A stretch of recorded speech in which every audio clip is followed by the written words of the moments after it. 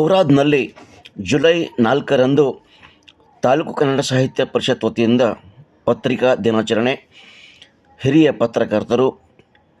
ಪತ್ರಕರ್ತರಿಗೆ ಸನ್ಮಾನ. ತಾಲೂಕು ಕನ್ನಡ ಸಾಹಿತ್ಯ ಪರಿಷತ್ ವತಿಯಿಂದ ಔರಾದ್ ಪಟ್ಟಣದ ಸಾಮರ್ಥ್ಯ ಸೌಧದಲ್ಲಿ